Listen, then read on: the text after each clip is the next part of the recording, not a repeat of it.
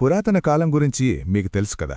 మన ప్రాచీన భారతంలో గురుశిష్యుల పరంపర ఎలా ఉంటుందని కూడా మీకు తెలుసు కదా. ఆ టైంలో గురువులకి ఇంకా శిష్యులకి ఎంతో కఠినమైన ఇంకా చాలా కన్ఫ్యూజింగ్గా ఉన్న మంత్రాలు ఇంకా వేదాలు కూడా ఎలా అంత ఈజీగా గుర్తుంటాయని. దీంతో మనకొక విషయమైతే క్లియర్గా అర్థమవుతుంది. అదేంటంటే మన బ్రెయిన్ యొక్క కెపాసిటీ లిమిట్లెస్ అని. ఈరోజు మనం వేదకాలం నుంచి వచ్చిన 3 పవర్ఫుల్ మెమరైజింగ్ ట్రిక్స్ గురించి మాట్లాడుకుందాం. ఇవి మీ మెమరీ పవర్ని మాత్రమే కాదు, మీ లెర్నింగ్ ఎబిలిటీ, కాన్సంట్రేషన్, ఫోకస్ లెవెల్ని కూడా మల్టిపుల్ టైమ్స్ పెంచుతాయి. అల్టిమేట్ మెమరీ పవర్ పొందడానికి టెక్నిక్ నంబర్ 1 మనందరికీ తెలుసు.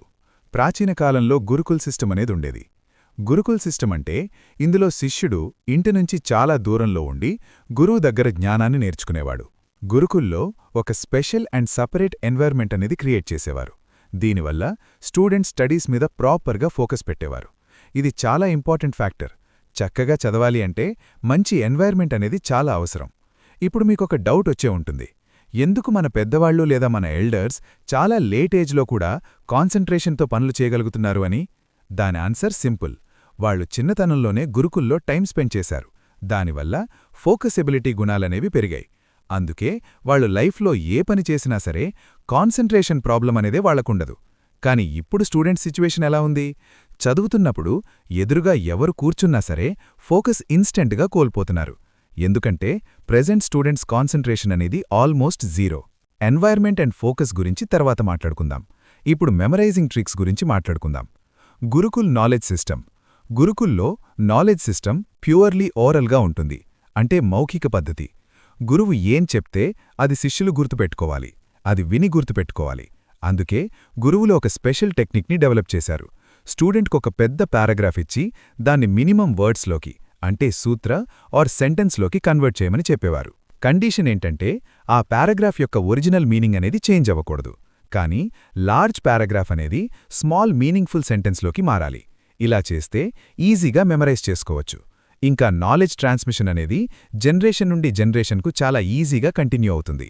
ఈరోజు ఎగ్జామ్స్లో కూడా ఇదే కదా పద్ధతి. పారాగ్రాఫ్ ఇచ్చి దానిమీద క్వశ్చన్స్ ఉంటాయి. అదే ప్రాక్టీస్ గురుకుల్లో ఆల్రెడీ ఉంది.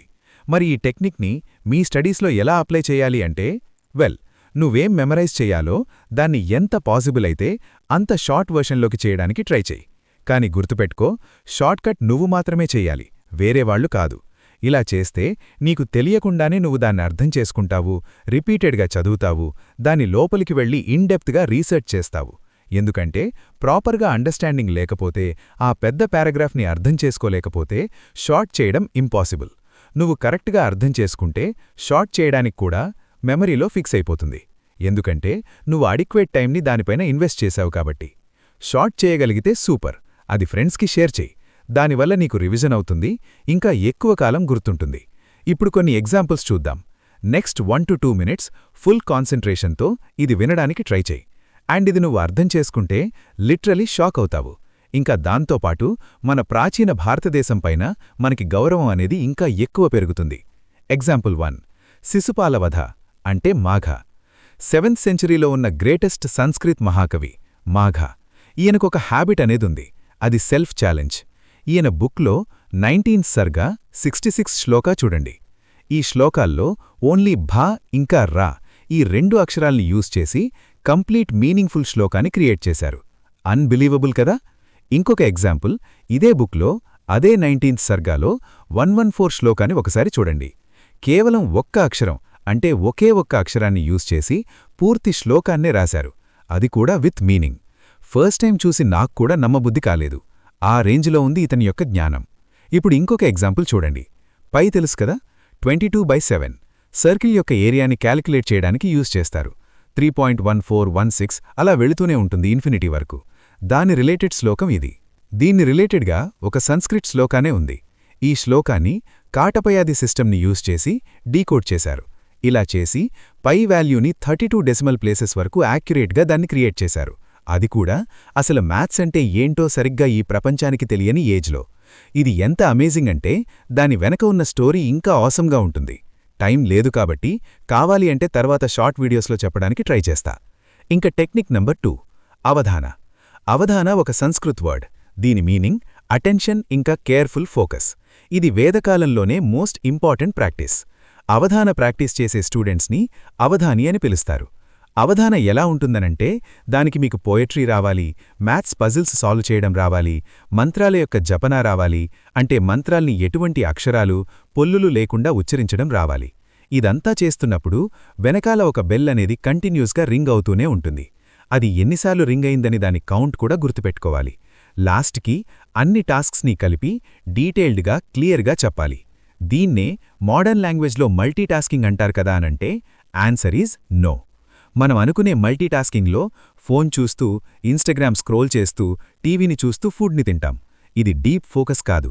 దీనికి దానికి మరి డిఫరెన్స్ ఏంటి అనంటే కాంప్లెక్సిటీ. మోడర్న్ మల్టీటాస్కింగ్లో డీప్ కాన్సంట్రేషన్ అవసరం లేదు. అవధానాలో మాత్రం high level focus, strong memory, creativity అన్నీ అవసరమవుతాయి. అందుకే అవధాన ప్రాక్టీస్ వల్ల మైండ్ షార్ప్ అండ్ ఫాస్ట్ అవుతుంది.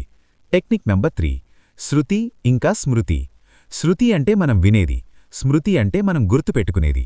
వేదిక్ స్టూడెంట్స్ కేవలం చదవడం మాత్రమే కాదు, hand gestures, voice, body involvement వీటన్నిటినీ కూడా యూజ్ చేసేవాళ్లు. మీరు ఏదైనా నేర్చుకునే టైంలో ఆర్ లెర్నింగ్ ఫేజ్లో ఉన్నప్పుడు ఇంట్రెస్ట్ ఉండాలి అనంటే బాడీలో ఉన్న అన్ని సెన్సెస్ అనేవి యాక్టివ్గా ఉండడం అవసరం. దీన్ని మనం మోడర్న్ టైమ్స్లో అచీవ్ చేయాలి అనంటే నువ్వు చెయ్యాల్సింది రిపీటెడ్గా వినడం, రిపీటెడ్గా చెప్పడం, పాసిబుల్ అయితే నీలో నువ్వే మెల్లగా చెప్పుకోవడం. అంటే హమ్మింగ్ అంటారు, సొనగడం అంటారు, ఇంకా కొలుక్కోవడం అంటారు కదా, అని అది. నెక్స్ట్ టైం చదివేటప్పుడు స్మృతి అండ్ శృతి ఈ రెండిటినీ యూజ్ చేసి చదువు. నీకు ఖచ్చితంగా గుర్తుంటుంది. అండ్ స్టేజెస్ ఆఫ్ లెర్నింగ్లో ఏదైనా నేర్చుకోవాలి అనంటే లెర్నింగ్లో 3 స్టేజెస్ అనేవి ఉంటాయి. ఫస్ట్ది శ్రవణం, అంటే వినడం. అది కూడా అటెన్షన్తో వినడం. ఇది ఫస్ట్ స్టేజ్ ఆఫ్ లెర్నింగ్. సెకండ్ది మననం, వినిన దాన్ని థింక్ చేయడం, దాని మీనింగ్ని అర్థం చేసుకోవడం, దాని యొక్క ఇంపార్టెన్స్ని యానలైజ్ చేయడం. ఇంకా థర్డ్ది నిధిధ్యాసన, అర్థం చేసుకున్న కాన్సెప్ట్ని రియల్ లైఫ్లో అప్లై చేయడం, బిహేవియర్ ఆర్ ఎక్స్పీరియన్స్తో ఇంటిగ్రేట్ చేయడం. ఫర్ ఎగ్జాంపుల్, నేనేదైనా డేట్ ఆర్ సీరియల్ నెంబర్ గుర్తుపెట్టుకోవాలి అనంటే నా క్లాస్లో 60 మెంబర్స్ ఉంటారు. సో నేను ఆ 60 మెంబర్స్ యొక్క నేమ్స్ని కూడా గుర్తుపెట్టుకున్నాను. అది కూడా రోల్ నెంబర్ వైజ్గా.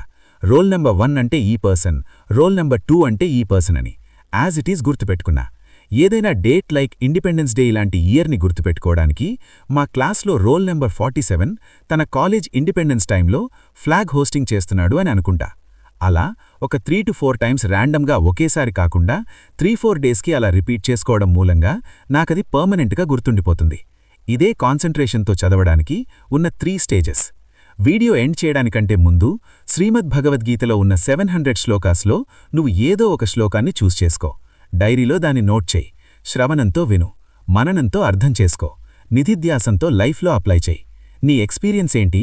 మీరు ఏ శ్లోకాన్ని సెలెక్ట్ చేసుకున్నారు? మీ లైఫ్లో దాన్ని ఎలా అప్లై చేశారు? కామెంట్స్లో చెప్పండి.